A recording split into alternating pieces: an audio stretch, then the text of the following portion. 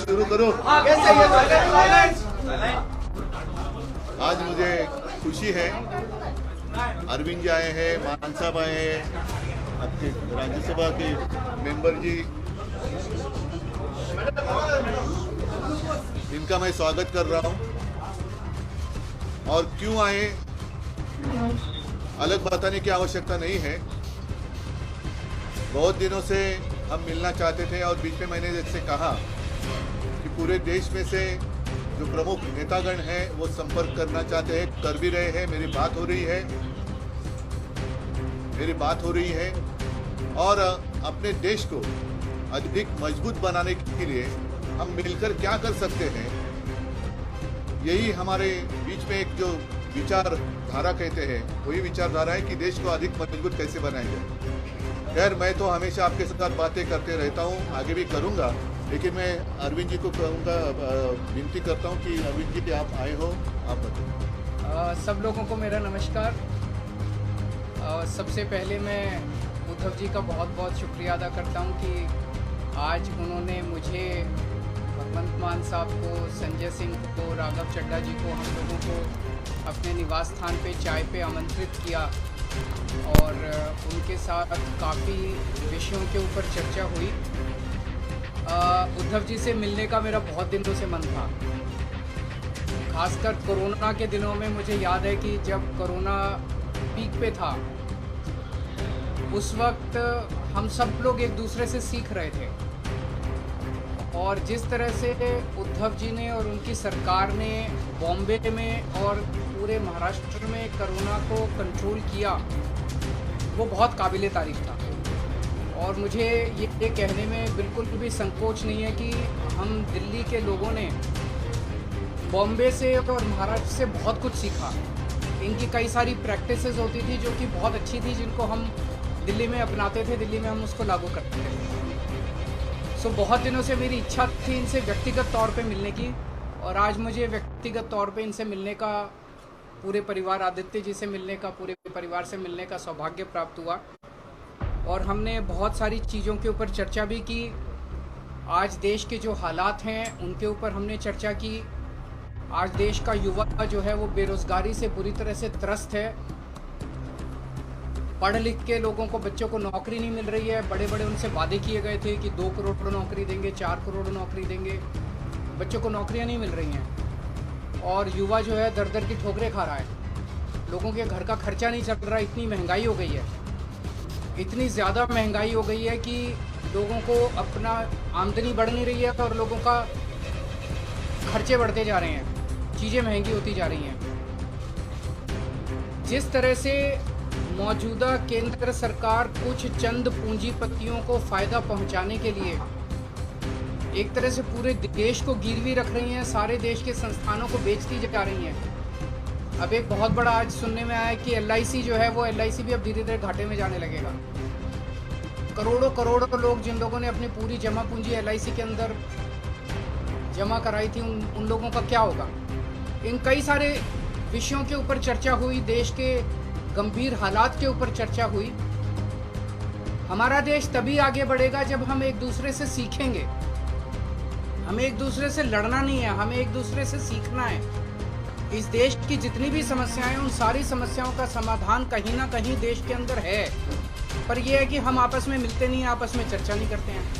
तो मुझे बहुत अच्छा है कि उद्धव जी से आज चर्चा हुई बहुत, और हम इसको अब आगे मिलते रहेंगे और इस रिश्ते को और आगे लेके जाएंगे। मैं मान साहब से निवेदन करूंगा, वो भी आवाज़ आएगी। आज उद्धव जी से मिलने का मौका मिला, पूरे परिवार में बैठने का मौका मिला। पंजाब और महाराष्ट्र का बहुत गहरा नाता है। आज़ादी के संग्राम में भगत सिंह पंजाब से थे तो राजगुरु ऊना से थे, तो वो इकट्ठे देश के लिए, आज़ादी के लिए लड़ाई लड़ रहे थे। तो वीर सूरमाओं की भूमि है महाराष्ट्र, और पंजाब, महाराष्ट्र, बंगाल, चंद्रशेखर आज़ाद यूपी से, तो सब इकट्ठे होकर देश की आज़ादी के लिए लड़ रहे थे। उन्होंने ये नहीं कहा था कि उनको कदाचित ये चिंता नहीं थी कि आज़ादी आएगी या ना, उनको चिंता ये थी कि आज़ादी के बाद देश को कौन से हाथों में जाएगा। तो इस देश की आज़ादी बहुत महंगी मिली है, वो भीख में नहीं मिली। बहुत बड़ी बड़ी कुर्बानियाँ हमारे जो पुरखे हैं, हमारे बुजुर्गों ने दी हैं। तो उस आज़ादी को कायम रखना भी हमारा फर्ज बनता है। वो तो अपनी कुर्बानियाँ देकर चले गए, हम उस आज़ादी को कायम रखने अगर इकट्ठे हो जाए तो इस देश जैसा धरती पे कोई देश नहीं है।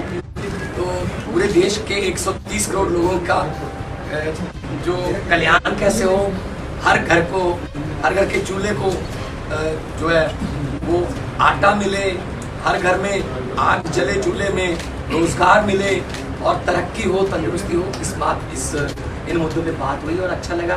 मैं धन्यवाद करना चाहता हूँ एक बार फिर उद्धव जी का और उनकी फैमिली का, तो उन्होंने हमें यहाँ बुला के मान सम्मान किया।